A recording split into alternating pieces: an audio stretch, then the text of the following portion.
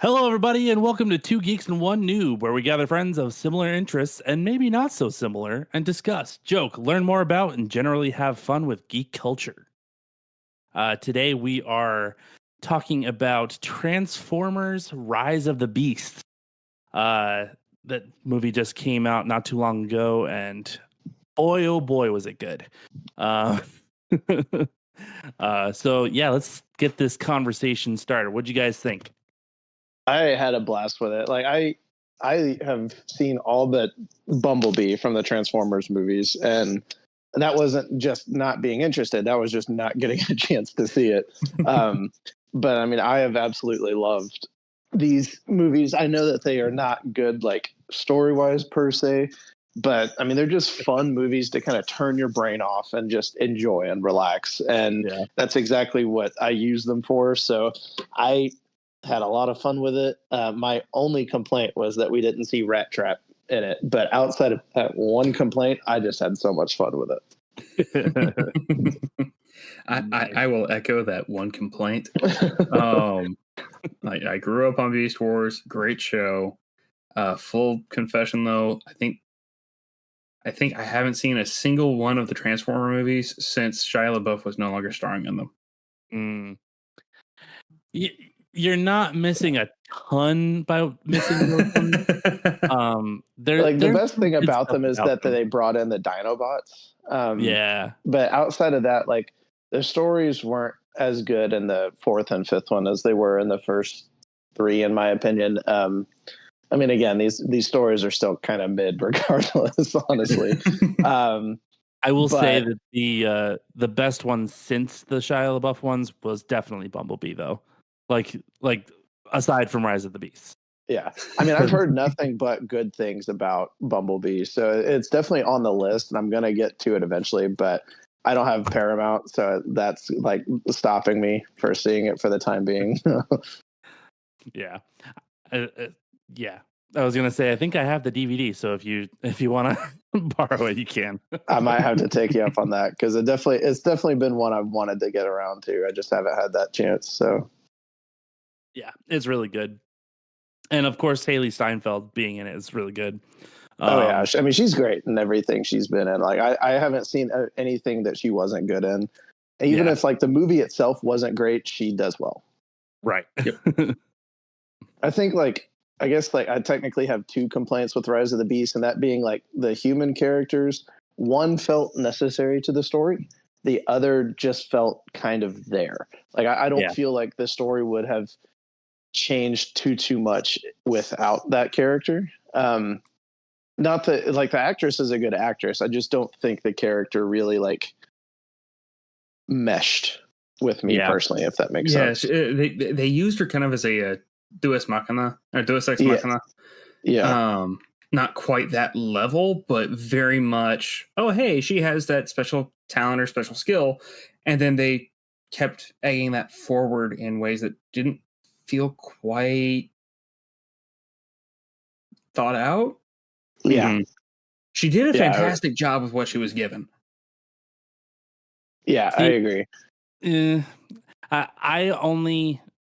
I disagree in just the fact that the way that she talked for some reason just really messed with my head. Like she didn't seem like she was like I don't want to like insult her or anything, but like it just didn't seem like she had the right personality for this particular role. That's fair. I could see that. Yeah, maybe. Well, I mean, I think that's always been a bit of a sore spot for all of the Transformers movies. Like when you go, it's kind of like the first Godzilla, where it was like, okay, I came here to see Transformers. Why is it focusing so heavily on the humans? You know, like, and that's like that's kind of the thing. The way I feel with the was it like 2014 Godzilla? I think it was, which is annoying because it's like Elizabeth Olsen and shoot, I'm forgetting his name. He put Quicksilver in Avengers, so it's like I enjoy both of those actors, and so it's like I wish that they had been given more. But that's kind of the same like thought I have with the Transformers movies. It's like when they do focus heavily on the humans, they don't give the humans as much to work with, and so it just Right. feels like a lot of them are just kind of there, and they're like they're meant to progress the story, but not actually like progress it in a way that most of the fans are really looking for, I guess. Mm-hmm. Yeah, I think that's the issue with all the Transformers movies was it was just like, okay, the humans they're not doing anything. Like, Yeah, okay, Shia LaBeouf carried the box from one part of the city to the other, and that was Yep. it. yeah, But like this one at least gave a little bit of extra for the humans yeah, towards the end, where like I guess we'll get into that a little bit later, but like they actually gave them some kind of fighting chance, which was good. yeah. And at Uh, least I feel like the male character was more enjoyable because of that, for that very reason. Like they gave right. him a little bit more to chew on. Yeah. For that, and also they made him more capable. I think just from the get go, they made him more capable. With the backstory they were revealing, it's you're seeing more and more of who he was before. This is a natural fit for him. Mhm. Yeah, I Now, I will agree. argue It's not, for. Sorry, go ahead. I was just gonna say it's not like Shia. He was like just a normal kid that got thrown into a war. This is a soldier that picked up a new war after the previous war he had been a part of. So it's like it definitely. I see what you mean, and it makes a lot of sense. Like it definitely fit him and what he had been through, and kind of what he'd been preparing for a Right. lot more. Right. Yeah. I can definitely agree with that. So what did you guys think of the actual uh Beast Wars characters though? Like we I had really Optimus enjoyed them. Primal, we had Cheetor, Optimus Primal, Cheetor, Rhinox. Oh shoot, Air what's the Razor. Air Razor? Thank you. Razor. Yep. Like Rhinox and Cheetor were I've always been two of my favorites because like I'm always a tank in video games, so it's like of course I'm gonna like the Rhino. Yep. And then Cheetor is just such a cool character, and I also have that attachment to Cheetor from the Beast Wars show that from when we were kids. So I had a lot of fun with all of the characters. I thought they were great. Nice. Yeah, I was definitely very impressed with Optimus Primal. And the Cheetor was definitely one of my Cheeto. Years of marketing information at work. I was just thinking the same thing. I mean, you're not wrong. Hey, It's a little bit of a different route, but you got there. Cheetos missed a mark right there. Missed an opportunity right there for some Which is marketing. funny because Cheeto gets everywhere. Yeah, that's so funny. Anyway, Cheetor was definitely one of my favorite characters growing up. I think I had Yeah. an actual action figure of him, her. I Her. think it was a her. Yeah, her. Growing up, so I was like, I loved seeing that in the movie. Yeah. I think my only complaint with the Beast Wars is that we didn't get to hear Cheetor and Rhinox talk very much. They really didn't talk until like towards the end of the movie with the big climactic moment, and it was like very brief one line from each of them. Yeah. And there's like one other line from Cheetor throughout the movie, but it's like these are cool characters that you're clicking on the nostalgia with. Let them talk. Well, it Yeah. does kind of make me wonder if they're going to branch off the franchise a little bit. So we'll see another Transformers movie, but we'll also see a new Beast Wars movie. I That'd could be definitely interesting. Like, see that. I would like to see that. My only concern is that we didn't see that with the Dinobots. Like they were just introduced and then just kind of there. They didn't really do as much with the Dinobots as they could have in the fourth and fifth one. And granted, that could still be coming if this one did as well as they wanted it to. But I mean, I would be all here for it. That'd be great. Yeah. Yeah. From the like the original series, I think where I got my start with it was mostly with the Animorphs show. Don't know if y'all remember that one. Animorphs. I do remember it. It's been a minute, but I remember those. So it the show itself, anytime that they're in the arcade, we would probably refer to it as an esports lounge now. It's a gaming cafe. Yeah, sorry, I just cringed all over the place, didn't I? But anytime you see them in the gaming, the PC gaming lounge, there's almost always a screen in the background playing the Beast Wars video game. Okay. Yeah. But beyond that, typically, Beast Wars would come on around the same time. So I'd be switching between channels anyway. Nice. Yeah. See, I don't think. Go ahead. No, you go first. I don't think I ever really watched the show. I watched a little bit of Transformers itself growing up, but not the Beast Wars version. But like the toys were where I was at. Like I loved the Transformers toys. So the Transformers toys have always been cool. Like even kids that didn't watch Transformers liked the Transformers toys. of course, yep, they're so cool. Like I go into like Walmart and Target and stuff like that all the time, and I see the Transformers toys, and I'm like, man, if I had the money, right? Yep. Like as soon as I finished watching Rise of the Beast, I pulled up Amazon. I was like, I wonder. Nice. What did you find? They were a lot more expensive than I remember. Everything's more expensive these days. Truth. Yeah, just a bit. Just a little bit of a side note. I was on Facebook Marketplace the other day, and I found a vintage X-Men package that had 10 characters in it for $150. 10 characters for that? Like that is a lot of money, but to get 10 characters out of it, that's not bad. It's a lot of money, but at the same time, it's a really good deal for that because these days, for 10 characters, those would be $20 to $30 each. Yeah, probably not wrong. So, one other new character that we got in this one was Mirage. And initially, I was a little on the fence with Mirage because Pete Davidson is really hit or miss with stuff he's in. At least for me. That's fair. But I thought he did a really good job. Like he honestly fit Mirage kind of perfectly, in my opinion. He really did. It was very much that like bumbling idiot, but kind of knows what he's doing.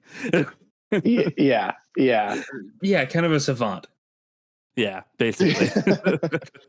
Like I thought his take on Mirage was just done really well, and it was kind of funny just watching like the bromance spud between him and the human guy, and just like the dynamic between them, and then with Noah's brother as well, and just the back and forth with those three. Is the fact that it's like his little brother just looks at this big transformer and is just like, if you let my brother get hurt, I'm gonna hurt you. And he's like, all right, little man. I respect that. Yep.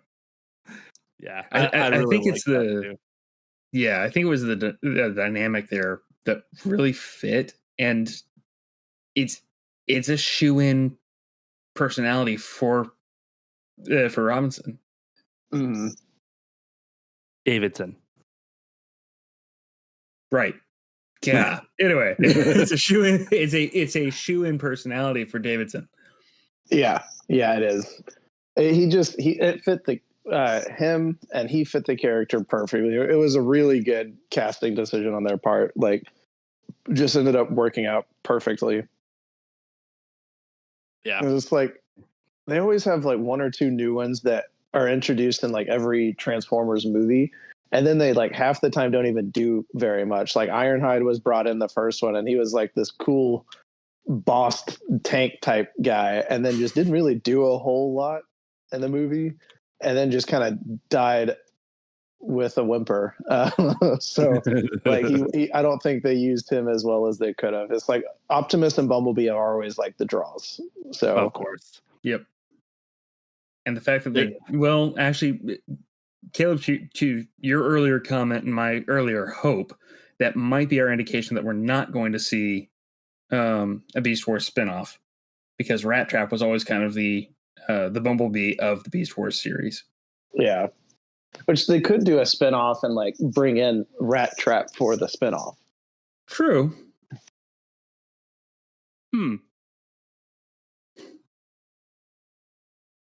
Like I said, I don't know the characters that well for those. So like David said, I mean, Rat Trap really was the Bumblebee of the group. He was kind of like him and Cheetor were always like kind of like the two rookies, and they just like Rat Trap and Optimus were kind of the dynamic duo, and everyone else was there kind of working around them and whatnot. And so that would actually be like perfect comparison. Optimus Primal with Rat Trap and then our own spinoff would actually be really cool, I think. So a quick question for you guys. What was your guys' first exposure to Transformers? You want to start this one off, David? First exposure to Transformers as a whole, I think was through the toys, actually. Yeah. So a buddy of mine, Ben, I think he had a couple of them, and we'd mess around with those, but constantly try to beat ourselves on like how quickly we could actually transform them from one form to the other. So it's like your little kid how was that gun range? Like speed cubes. Yeah, that too. Yeah. I'm just thinking of you now, David, where like I can see you doing that with Transformers and with guns. So yeah. Yeah. What about you, Caleb? My first exposure was actually to old school comic books that I got when I was a kid back in the early 90s. So there was this little like corner mart that was just down the road from the house that we grew up in there in Alabama. And they had some random stuff. It was almost like a mini flea market with like actual goods and stuff like that in there as well. Mm-hmm. But they had a handful of old school Transformers comics, and neither of the ones that they had were actual like story stuff. They were just kind of like these panels of just showing the different Transformer characters and showing their different transformations and giving a little bit of a backstory to the characters themselves. But I just went down with my dad and got those, and we were just looking through them, and I was just like, oh, these are so cool. And they ended up getting to buy them and take them home with me. And like ever since then, I was just like a big Transformers fan. That was when I got hooked, and it was just like, okay, who doesn't like big robots that transform and fight? Like that may explain my movie taste now. But yeah, that was my exposure to Transformers. And then I got to watch the Beast Wars and the other cartoons when we were kids. I actually have a couple of the old school G.I. Joe and Transformers videos on VHS. I still got them here now. Like I've got them in my closet. Very nice. Yep, we'll have to get those out and watch them. I actually I was going through some boxes the other day looking for something, and I stumbled across those, and I was just like, I totally forgot I had these. It's been a while since I've dusted off a VHS tape, so. Oh yeah, I didn't even think of that. I was like, oh yeah, it's VHS. I don't even know if anybody has a VHS player anymore. So humorously, I've got a buddy who does, and Dan, he lives close by. Nice. We'll considering what we know about your in-laws, I'd be surprised if there wasn't one of those tucked away in one of the boxes. Yeah. But yeah, So like I said before, I didn't really watch a lot of the cartoons, and I honestly didn't even know it was a comic for a long time. Um, but actually, my dad was a manager of a CVS, and so I would spend a lot of time in the toy section of CVS, and there would be Transformers in there, and I'd play like, well, I wouldn't play with them. I would look at the boxes all the time. But every once in a while, I would get one for like Christmas or my birthday or something, and it was so much fun. And I think Cheetor was definitely one of the first ones I got because I liked big cats when I was growing up. So like seeing a big cat robot like transformer thing, it was like, oh, that's so cool. Yeah, you But just liked big cats when you were growing up. I like them now too, but I've grown past those into big dogs. So Fair, fair. Nope. But yeah, so yeah, I just figured that would be something cool to find out about you guys. But back to kind of the movie though. Um, and I think we forgot to say in the beginning of this that there's going to be some spoilers ahead. Um, so if you haven't seen the movie yet, turn it off now because I'm gonna go straight for the big one. Uh, one of the coolest things that I have seen in a Transformers movie was that ending where they revealed that it was a crossover between Transformers and GI Joe. Hmm. I was so dang excited about Yeah, that. like I had a feeling that they were gonna try and do some sort of crossover. I don't know why I didn't expect GI Joe because they've already done a crossover with GI Joe in the comics. Oh So yeah. like it makes sense that they're going to be in the same world and they're going to have that crossover, but like for whatever reason I just didn't like piece that together that that was going to be the crossover that they did. But yeah, like I'm so excited for the possibilities that they do there. This is like I hope that the movie did well, that they can justify doing the movie for it. But like Yeah. man, it was a surprise that I just did not expect at Mhm. all.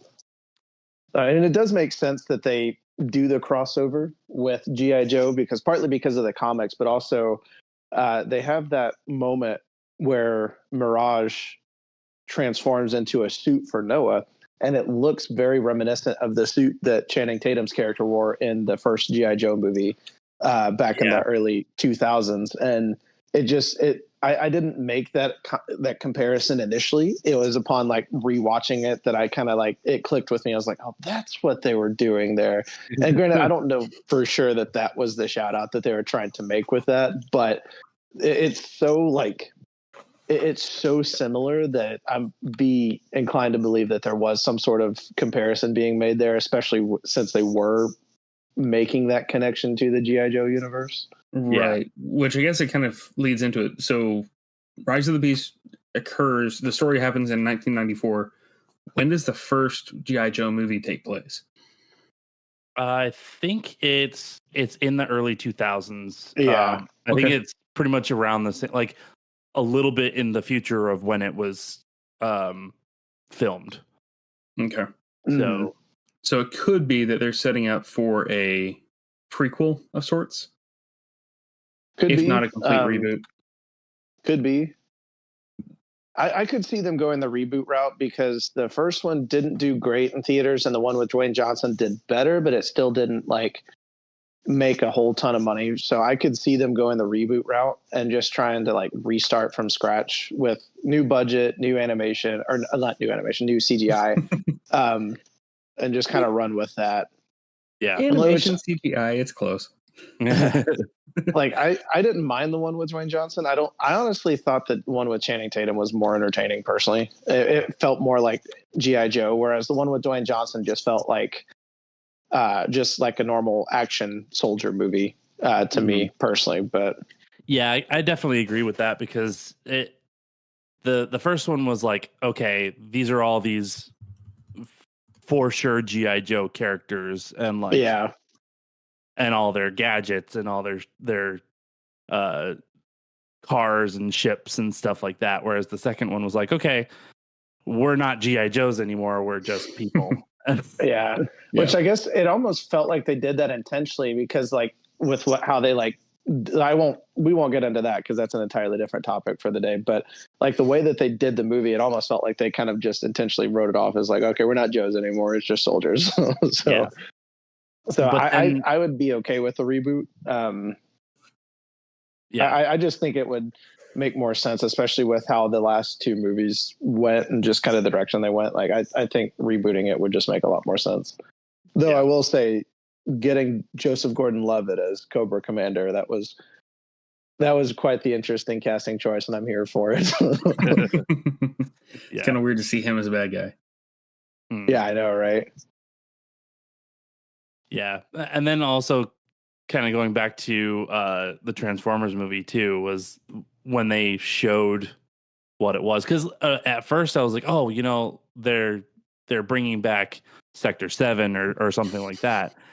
Right. And then all of a sudden it was, nope, it's G.I. Joe. You open up to that big garage with all their cars and trinkets and gadgets and stuff. And I was like, oh, okay, this is going to be real G.I. Joe. Like this is what we've been waiting for.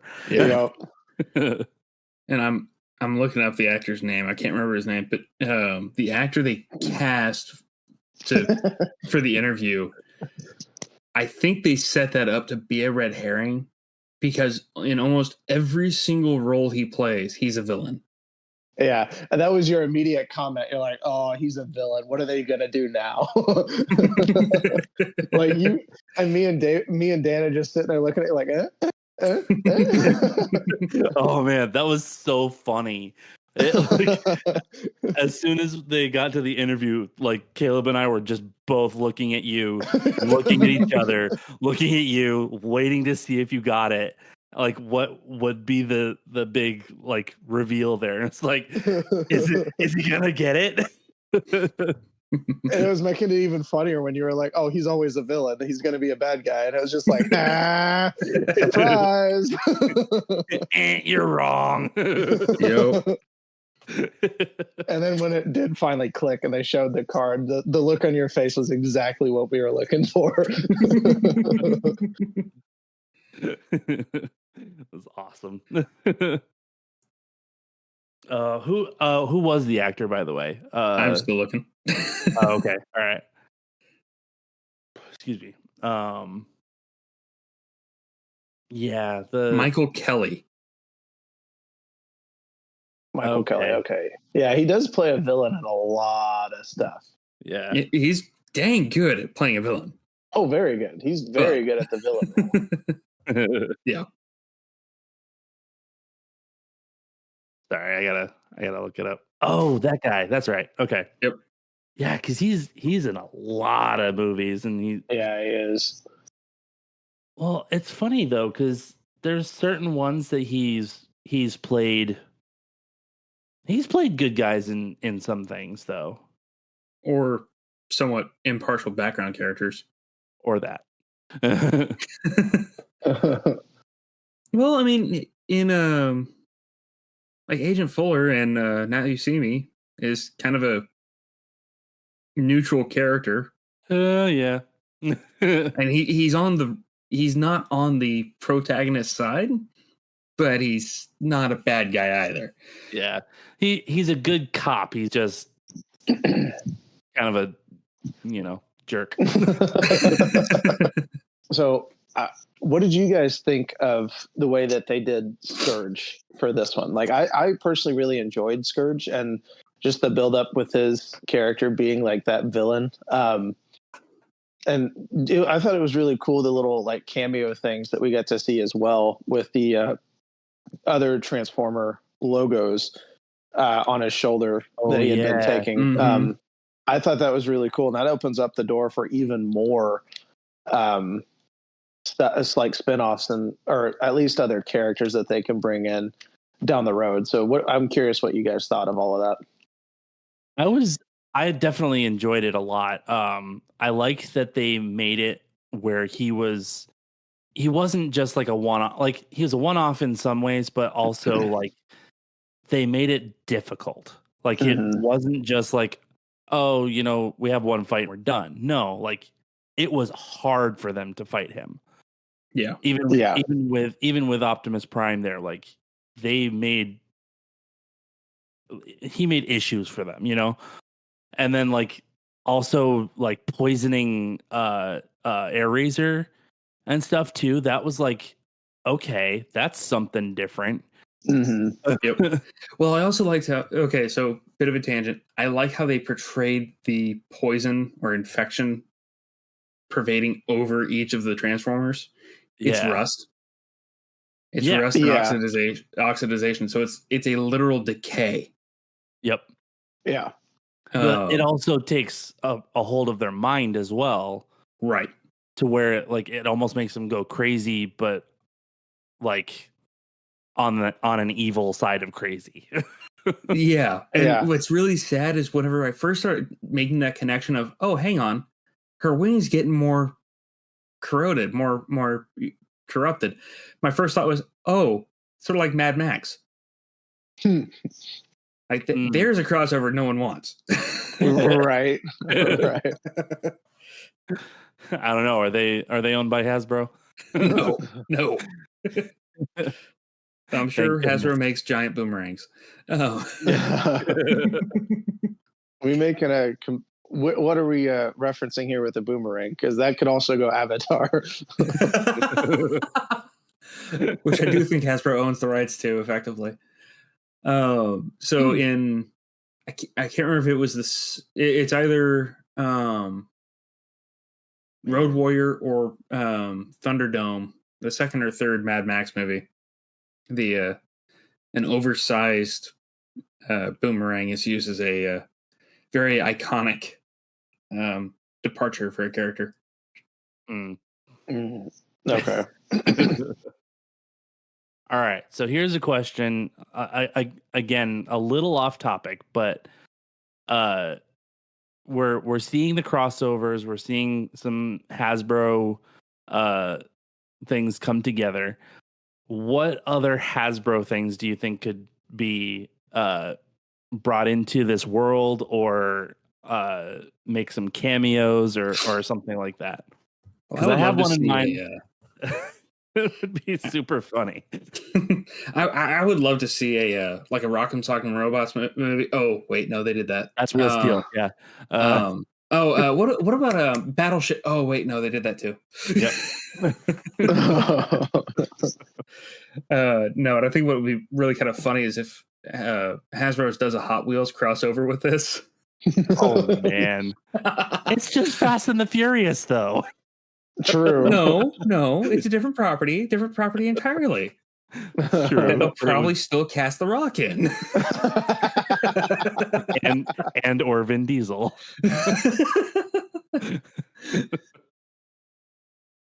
Yeah, that would be funny though. See, I was thinking Mr. Potato Head. I think that would be hilarious if like somehow that made it into this world, whether it was like some random guy that could like, he's just like a big guy that could like interchange parts or something. I don't know. I don't But know. like, I think we would see Stretch Armstrong first. Yeah, I could probably see that too. Yeah.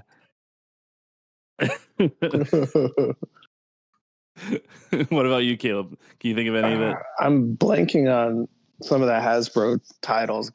Run some off to help me remember. The Game of Life. Do what? The Game of Life. Monopoly. Sorry. Oh, man. My favorite word.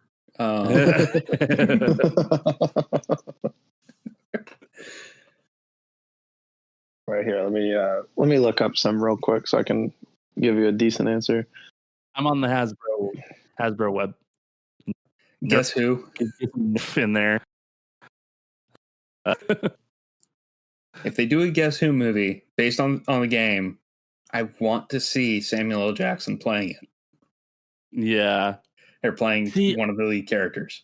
I could almost see Guess Who as like almost like a horror movie. Like Police procedural. what? Well, yeah. So I guess more thriller than horror. I don't know. Ooh. I was quick to dismiss, but you know what? They could turn it that way.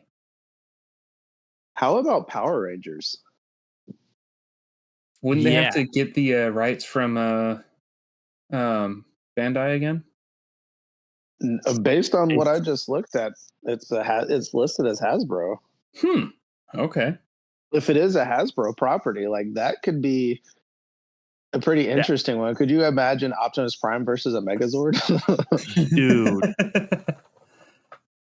Like, yeah, like if they make it kind of like what they did with the last one, and obviously somewhat better because apparently it didn't do well in the theaters, but like if they make it as close to that as they can with whatever critics want to see in it or whatever, and then add that into the G.I. Joe and Transformers world, that'd be freaking awesome. Yeah. Like there's a lot of fun stuff they could do with Power Rangers, I think. And I do remember seeing a report that said that they were interested in rebooting Power Rangers after the last one didn't do well. I would like to see the casting stay the same because I thought the casting was like spot on personally. Yeah, I loved it. Like I understand that it didn't do well. I think that's a little bit more on the marketing than it was on anything else. Like the story actually wasn't even that bad in my opinion. I agree. I think that they like I know what y'all are talking about. Like it was a fun movie and the casting was really good. Like Naomi Scott, Becky G, both of them portrayed their characters well. All of the casting choice, honestly, even Rita Repulsa, well, I'm not a big fan of that actress as a whole. Typically, I think she did a really good job with Rita in that one. Yeah. I think we had mentioned this before in a different episode, but it was Elizabeth Banks. Yeah. Yeah, like I like her in certain things. Obviously, like Pitch Perfect and stuff. I like her in that, but and was it Hunger Games? She was good in that as well. But I forgot she was in that one. Yeah. And may the odds be ever in your favor. But yeah, I had to laugh. I'm sorry. I'm looking at the other things that are owned by Hasbro, and I was like, oh no. My Little Pony. Oh god. They could also do a Magic the Gathering crossover. Yeah. Yeah. My Little Pony would be hilarious if they went with the Skyrim mod route.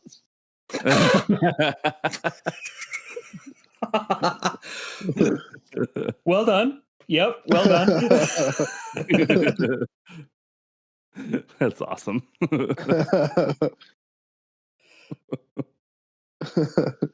So I halfway wonder if at some point we'll get another classic crossover where a classic Hasbro property thrown in here where someone just at some point throws a reverse card down. Oh, yeah. Uno. Yeah, someone's in an argument. It's like, ha, Uno reverse, I win. Nice. All right. So bringing it back to the Transformer side of things, though, are there any other Transformer characters that you would like to see brought into the movies? So I would have loved to see the Beast Wars version of Starscream.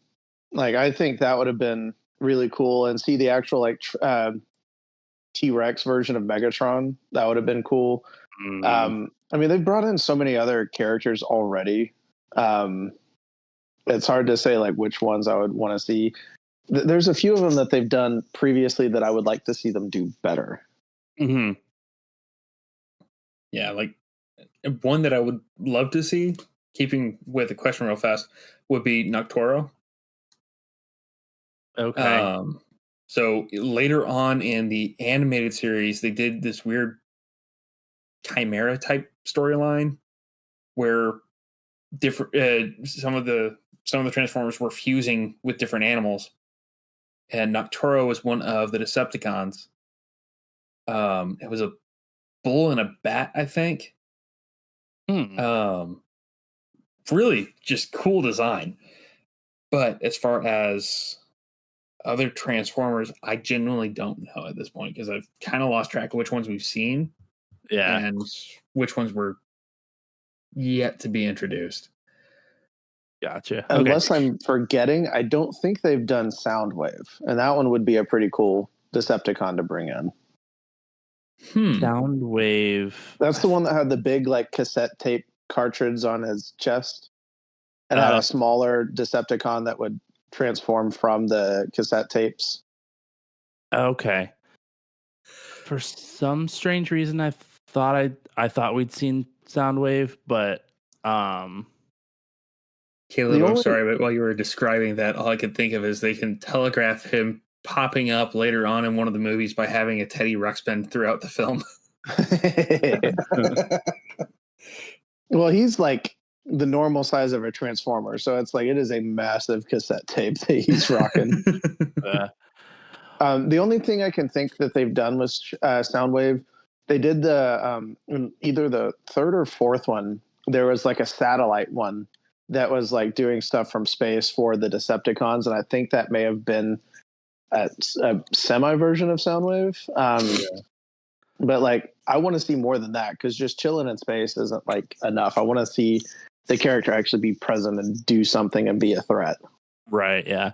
See, I almost thought it was the one that made the little one that was on Air Force One that turned into the boombox. But I could be wrong. Maybe. That's a good point. Let me look that one up because you may be right. It's been a little bit since I've seen the first one, so yeah. Very interesting because like it's showing certain ones that have been in the movies, but it doesn't look like the one from the show, obviously. Yeah, that was him. The one who unleashes the Scorpions. Well, the Scorpions were in Rise of the Beast. We're talking about one that was in. I know the first one. Yeah, that's what I'm talking about. He released the Scorpions into the sands. There were Scorpion ones, but I didn't think those were. The desert was the second one, wasn't it? No, it was the first one. Was it? All the soldiers were there. That's where they. Well, the soldiers were recurring characters throughout the first 5. Yeah, but that was when you first see them going to what was the city? I keep wanting to say Kuwait, but it's not Kuwait. It's Kabul. No. I can't remember what it was, but Oh wait, no, I'm looking at the. It was a Middle Eastern country or Middle Eastern place. But yeah, they were in the sands, and the Scorpions came out and were looking through the character list for the first one, and Soundwave's not listed as one of the Decepticons. So I'm looking at the I'm looking at the villains wiki, and apparently Soundwave was first in Revenge of the Fallen. Oh, okay. It must have been the satellite one I'm thinking of. Like, so I would like to see more of that character because he was one of the really common villains in the show, and so like just one off where he's just a satellite in space, not doing a whole lot, and clearly pretty forgetful or forgettable. Like, I would like to see more from that character. Yeah, I could see that. those are the big ones for me. Like I wanted to see a little bit more of Scourge. But I guess like in Transformers world, dying isn't guaranteed end of a character because Megatron died like 2 or 3 times and was brought back every time. So Yep, dying in because Transformers mechanics are a doesn't. thing. Yeah, dying doesn't necessarily mean anything, but I like Scourge. I think would be a cool one to do a little bit more with if they can find a way to do it and make sense. The Beast Wars version of Starscream would have been awesome to see. Mm-hmm. Those are like, I guess I know that they're not new characters that we haven't had a chance to see yet, but like, I mean, those are just iconic characters. Yeah. Yeah. I mean, I definitely, like I said, not too familiar with a ton of characters from it, but like I'd like to see a lot more of the Beast Wars stuff because that was a big thing for me too.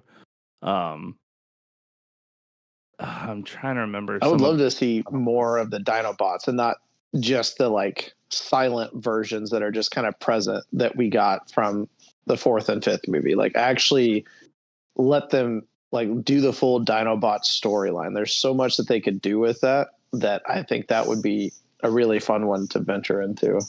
Yeah, that'd be fun. I will say one of the characters that I'm seeing on here that sounds really cool is Tigerhawk.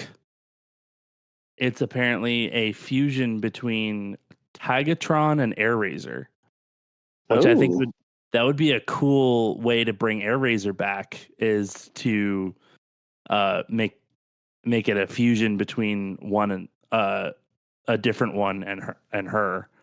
yeah, that would be really cool. Actually, like that'd be like some um shoot, what was the main villain's name? Unicron. Like Unicron sent one last soldier down to Earth right before he died, and that soldier is the one that like finds AirRaiser's body and fuses with it. Like that could be a pretty interesting story for a follow up and Oh, so lead you to. think like a bad guy? I'm not familiar with Tagatron, so I may be wrong on like that character. That's just what came to my mind instantly. But Yeah. is that a Autobot or a Decepticon? Or I'm not again, and I'm not sure. Tigertron is a Maximal whose Maximal. Okay. stasis pod was damaged, leaving him in an amnesiac state in his beast mode of a white tiger until he remembers his true allegiance after watching Megatron threaten the white tiger he had scanned. That could be pretty interesting. Yeah. I like that. I think that'd be really fun to see. Yeah, that could be a really cool story. Huh. And a So I think white tiger, like that would be an awesome one to see in live Right? action with a transformer. That would be super cool. oh yeah, and I've got to give kind of a hats off to for the design element. They made the beast forms realistic enough where at first glance you're kind of wondering like, whoa, did I really just see that animal here? And then as soon as you see it more just standing still, you're like, oh, that's clearly not. Oh crap, that's not an animal. Yeah. Yeah. I was literally just about to ask you guys, like, what did you guys think of the design of the Maximals? Because part of me is like, okay, this is really cool, and then the other part of me is like, okay, why do they have fur? I honestly really liked it. Like I thought it was a cool effect. Like I get that like the fur wasn't necessary, but I thought the design looked really good personally. So I really enjoyed it. Yeah, Yep. and that's what I mean though. Is like it's really cool the way it looks. I had a lot of fun watching that, but at the same time, like in the back of my head, I'm like, okay, but why?